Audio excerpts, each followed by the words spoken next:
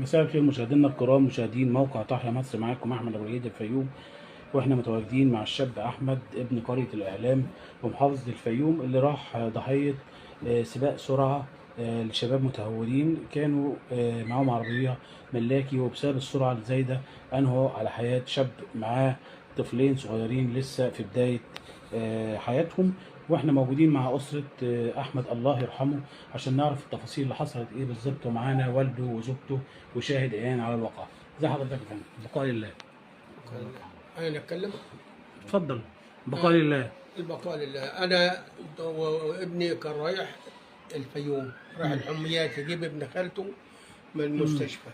وهو جاي بالطريق عربية، اتنين عربيتين بيسابقوا بعض، عربية جاية بسرعة جنونية وراحت واخداه في وشها من ورا، خلت الشكامين بتاع المكنة رفعت كده، يعني الشكامين عدمت خالص. رفعها طبعا، هو اتلقح، الجدون جه في قلبه، واللي وراه راح اللي اتكسر، واللي راح المستشفى عنده نزيف وجه بلغوا الاسعاف، والاسعاف جات. المرور جه شال العربيه قبل الجثه، العربيه مشيت قبل الجثه، وجينا لقينا العيال بيشيلوا فرده من اللوح. فرده من اللوح. تمام، انتوا عاملين محضر بالواقع طبعا. ايوه عاملين محضر بالواقعه. ورحنا هناك النيابه لقينا الواقعه غير اللي هي على الطبيعه. مش هيبقى في تغيير في اللي انتوا هتقولوه في المحضر. احنا في دوله قانون، مش هيبقى في تغيير في احنا في دوله قانون، فمش عايزين يعني القانون. انتوا عايزين حقه بالقانون. ايوه عايزين حقه كله بيدور. احنا في دوله حقه بالقانون. ايوه، والمحضر هيمشي. وفي انت بتقول في شهود عيان. ايوه في شهود عيان. هو متزوج وعنده ولدين 3 سنين وسنتين.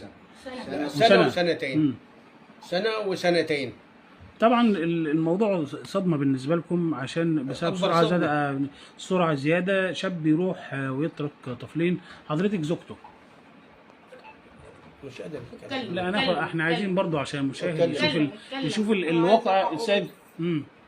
عايز حقه من اللي عمل فيه كده. ما كانش رايح يعمل حاجه وحشه. ما كانش رايح يعمل حاجه وحشه. كان رايح فين هو؟ يودع عيال الحميات عيانه. هو اللي رايح يودع عيله عيانه؟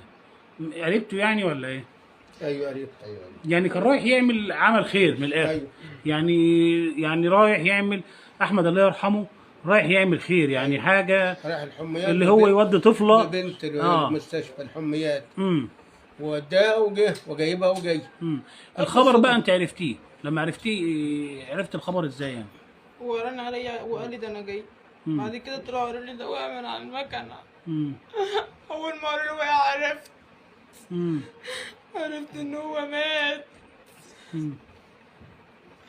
منك لله اللي بكيتني. يعني انت لما قالوا لك وقع عرفت اللي هو مات ليه يعني؟ هو قال لي. حسيت ان هو مات. اخر حاجه قالها لك ايه يعني؟ رن عليا وقال لي ده انا بودي البيت الحميات، العيال ناموا. بقول له ايوه ناموا. قال لي انا جاي. وطلع العيال حاجه حلوه. انا نفسي كنت اطلعهم حاجه حلوه.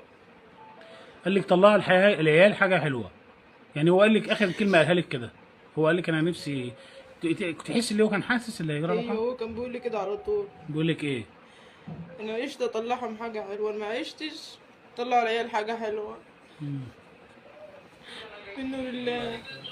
الموضوع صعب بالنسبه لك طبعا. حد يقدر يجيب حقه. حد يقدر يجيب حقه. ربنا ينتقم منك. هيجي حقه بالقانون. ربنا ينتقم منك اللي وقعته. هو كان طالع لخير وطالع اللي هو يعمل عمل خير وحقه هيجي. مش بيعمل الا الخير. والله ما كان بيسيب حد في حاجه وحشه. ربنا يصبرك. ربنا يصبرك. طبعا يعني الدموع غاليه يا شاب. يعني طفلين، سايب طفلين صغيرين ورايح يعمل عنده سنه ما قالش يا بابا. عبد عنده سنه ما قالش يا بابا. منك لله بعيد. ربنا يبكيك زي ما بكيتني. حضرتك كان شاب خير، يعني انا من بعيد عنهم يعني بشويه من نفس البلد. انت حضرت الواقع انا بالظبط. اللي حضرت الواقع. ايه اللي حصل؟ اللي حصل كان عربيه جايه سريع، احنا كنا جايين بتروسيكل، مم. كان جايب عده بتاع دي جي مع واحد صاحبي وكده، فالتروسيكل قطع مننا بنزين قبليه يعني بشويه، حته اسمها مدخل المنشيه، وجايين لينا عربيه جايه بسرعه جنونيه، حتى هو اللي سايق العربيه مش عارف يحكمها على الاسفلت، العربيه بتلعب منه.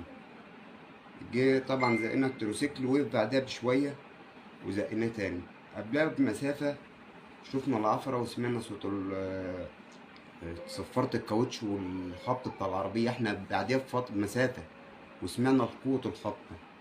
على ما روحنا هناك لقينا حادثة عربية طايرة في الأرض الزراعية، ومكانتين، مكانة أحمد الله يرحمه، ومكنة تاني كان صاحبها بيسقي في الأرض وراكنها على جنب. أنا بصراحة أنا معرفتش إن ده أحمد أساسا، ولا نعرف إن ده من بلدنا، والكلام ده. اتفاجئت طبعا واتصدمت اللي ده احمد اللي من ده أنا بلدك. جيت البلد بعد ما ودى المستشفى ودوه، والإسعاف شالت اللي شالته، إحنا محدش ده من كرم ربنا إن الشباب اللي كانوا موجودين محدش في عارف اللي هو العربية من البلد. ايوه، لان الارض اللي حواليه كلها ناس من البلد، لو عرفت ان ده من البلد اللي عندي كانت بص ماتت وقتي. لان احمد كمان كان يعني شاب ما بيسيبش حد في حاجه، بيقف في الخير في كل حاجه، سمعته سابقاه، هو كان شاب بصراحه الله يرحمه بيقف في الخير. لا هم بصراحه اولاد عم سيد كلهم يعني يا عم سيد تتقال. البقاء لله. وطبعا ابنك راح وهو بيعمل عمل خير، الحمد لله. احتسابه شهيد، كان دايما كان دايما ماشي في الخير. الحمد لله. هو ابنك الكبير يا حاج؟ لا ابن صغير خالص. صغير خالص. ربنا يصبرك. انتوا عايزين حقه بالقانون، مش عايزين اكتر من كده. لا نظلم ولا نظلم. عايزين لا نظلم ولا يظلم، ولا حد يضحك علينا ولا نضحك على حد. كل اللي طالبينه حق ان شاء الله يرجع. واللي غلط ياخد عقابه. اللي غلط بسبب السرعه الزياده ايوه ياخد عقابه. ياخد عقابه بالقانون ان شاء الله. ايوه. اخر حاجه قالها لك ايه يا احمد؟ اخر حاجه قالها لي من نص ساعه، بقول له انت قال لي انا في الفيوم، قلت له طب ده انا عاوزك، قال لي انا جاي لك اهو. قبلها بساعه ورحت لغايه نمت في بيت تاني، ولقيت واحد بيضرب عليا بيقول لي ولادك، فقلت محمد في الشغل، وقال لي واحمد، فقلت والله ما انا عارف عنه حاجه، وكان كلمني بيقول لي انا جاي. قال لي طب الحق هو ابنك على طريق المنشيه عمل حادثه. قسما بالله انا رحت بالطريق، نطيت على المكنه، لا مؤاخذه لا فلينه ولا سروال ولا حاجه خالص، رحت بفرده كده، رحت المستشفى ورحت على الحادثه، وطلعنا على مع المستشفى التامين وسنورس، وانا بنفسي كده من داري بنفسي. شو من داري بنفسي من الخضه ومن الزخفه. ربنا يصبرك. والقانون عايزين ياخد مجراه، والقانون يدي لكل واحد حقه. ربنا يصبرك. يعني عايزين القانون يدي لكل واحد حقه. ربنا يصبرك. اهل العدل واهل الخير، اهل العدل واهل الخير يشوفوا الظالم ويشوفوا المظلوم. يعني يشوف الظالم والمظلوم، وهو معه اتنين صغيرين، مين يربيهم؟ ياكلوا مناه. وكان بيجري على اولاده، ولاده ضغط، مين يجري عليهم؟ ارفع للمسؤولين وقول لهم مين يجري عليهم. احنا في دولة قانون يعني ان شاء الله يا حاج سيد، وان شاء الله حقه يرجع بالقانون والبقاء لله. وربنا يصبركم، ربنا يصبرك. الحمد لله. ربنا يصبرك. زي ما حضراتكم تابعتوا معانا، احنا كنا مع أسرة، احنا كنا جايين من البلد بعديها، كنا مع أسرة الشاب أحمد اللي راح برعاية السرعة الزايدة. إلى اللقاء، كان محمود.